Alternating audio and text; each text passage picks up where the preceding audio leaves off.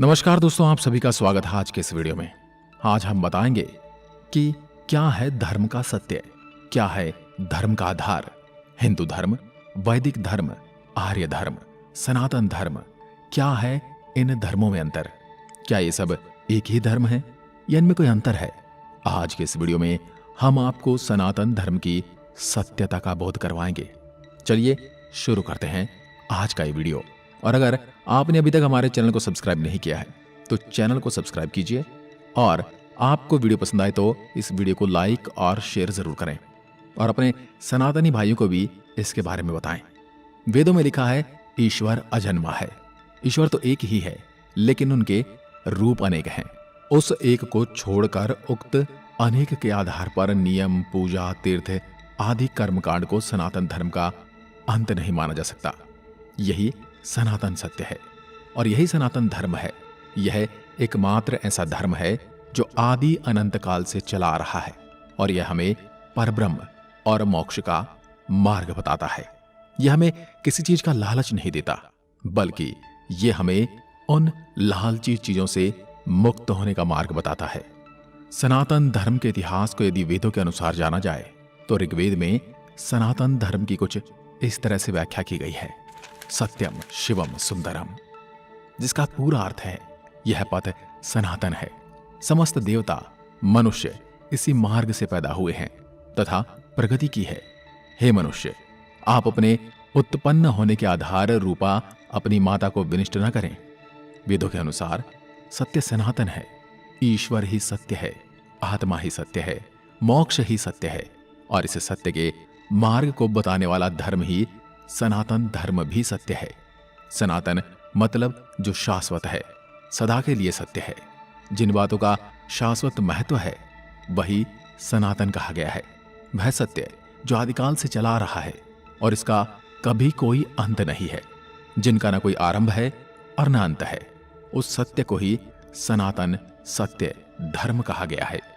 सनातन धर्म के मूल तत्व अहिंसा, दया, श्रम, दान, जप, तप, यम, नियम आदि हैं, जिनका शाश्वत महत्व अन्य प्रमुख धर्मों के उदय होने से पूर्व वेदों में इन सिद्धांतों को प्रतिपादित कर दिया गया था। वैदिक या हिंदू धर्म को इसलिए सनातन धर्म कहा जाता है क्योंकि यह एकमात्र धर्म है जो ईश्वर, आत्मा और मोक्ष को तत्व और ध्यान से जानने का मार्ग बताता है। मोक्ष की परिभाषा इसी धर्म की देन है।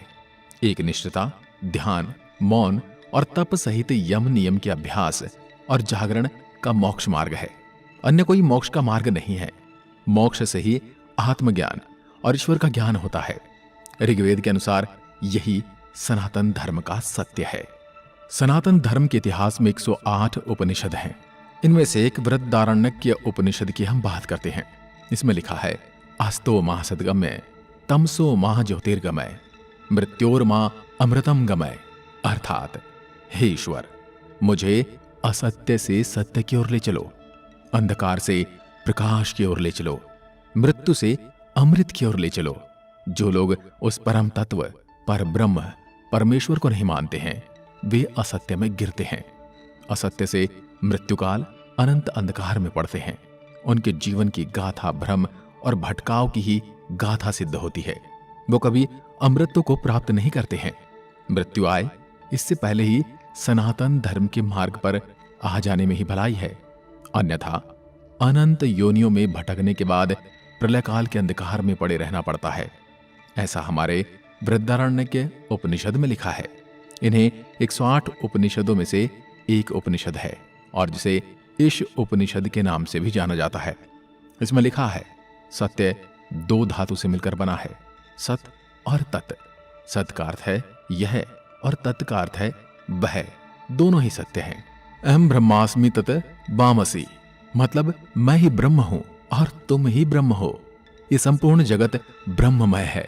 ब्रह्म पूर्ण है, यह जगत भी पूर्ण है। पूर्ण जगत की उत्पत्ति पूर्ण ब्रह्म से हुई है। पूर्ण ब्रह्म से पूर्ण जगत की उत्पत्ति होने पर ही ब्रह्म और पूर्णता में न्यूनता नहीं आई, वह शेष रूप में भी पूर्ण ही रहता है।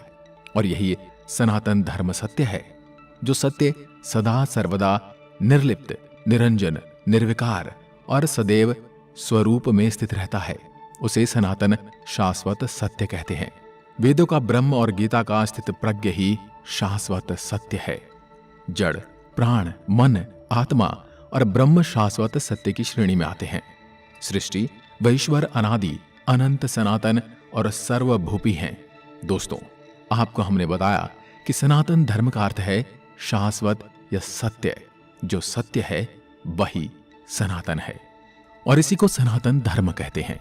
तो अगर हम बात करें सनातन धर्म से जुड़े जड़ तत्व की, तो वो ये है आकाश, वायु, जल, पृथ्वी और अग्नि, जिन्हें हम देख सकते हैं, जिन्हें हम आभास या महसूस कर सकते हैं और जिनको अभिभूत कर सकते हैं।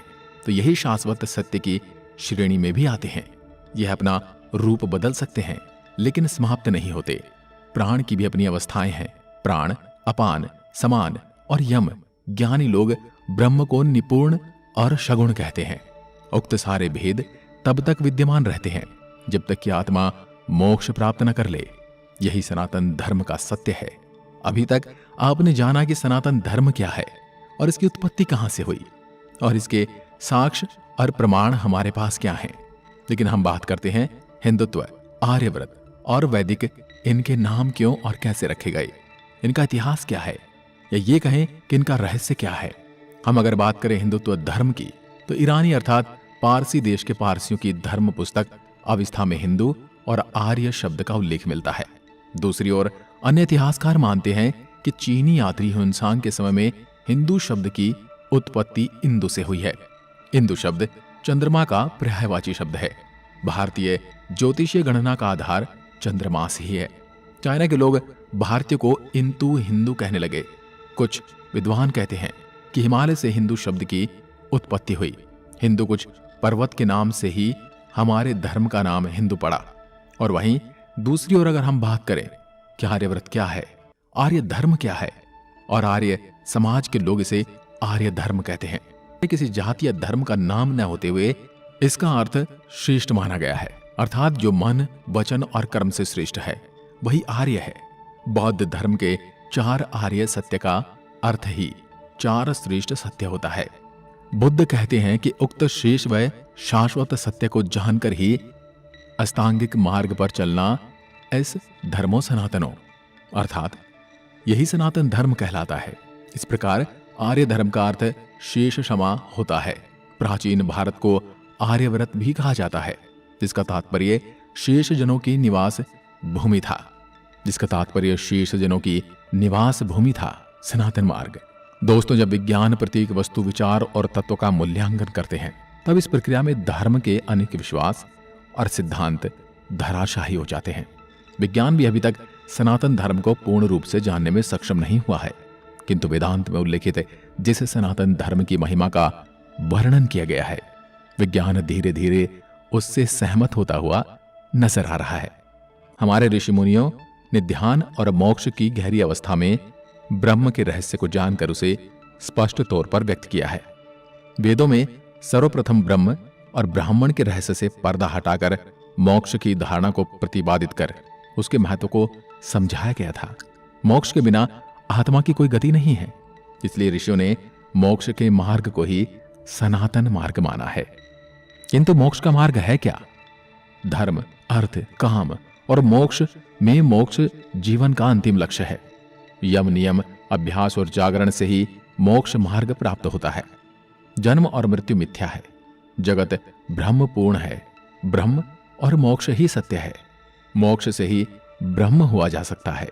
इसके अलावा स्वयं के अस्तित्व को कायम करने के कोई उपाय नहीं है।